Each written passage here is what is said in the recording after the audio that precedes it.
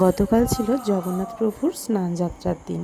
তো স্নানযাত্রার দিনে এমন একটা সুন্দর দিনে জগন্নাথ প্রভুর সাথে একবার দেখা করব না, সেটা হয়? তো সেই জন্য প্রভুর দর্শনে চলে গেলাম আমার বাড়ির কাছেই একটা মন্দিরে। আর তার সাথেই ছিল আরও মন্দির, মানে ওই নিমাইয়ের জন্মস্থান মন্দির। তো সেখানেই ছিল শিব, গণেশ, আরও অনেক দেবতা, সচিমাতা, নিমাই, কৃষ্ণ, সব দেবতাদেরই সেদিনকে দর্শন করলাম। আর জগন্নাথ প্রভুর জন্য আম নিয়ে গেছিলাম। শুনেছি নাকি জগন্নাথ প্রভু আম খেতে খুব ভালোবাসে, তাই ভাবলাম আম নিয়েই আমি জগন্নাথ প্রভু দর্শনে যাব।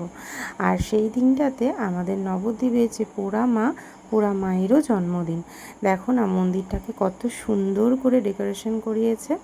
আমি এখানে পোড়া মায়ের একটা ভিডিও করেছিলাম। ভিডিওটা কোনো কারণবশত আমার হাত থেকে ডিলিট হয়ে যায়, আর সেটা আমি তখন দেখিনি, বাড়িতে এসে দেখতে পাই। তাই তোমাদের সাথে শেয়ার করতে পারলাম না পোড়া মায়ের ভিডিও, শুধুমাত্র ভবতারিণী মায়ের দর্শনই তোমাদেরকে করালাম। আর তার সাথে দিচ্ছিল সেদিনকে প্রসাদ। তো আমি প্রসাদ পেয়ে মন খুশি করে বাড়ি ফিরে এলাম। এইভাবেই আমার এই দিনটা কেটেছিল।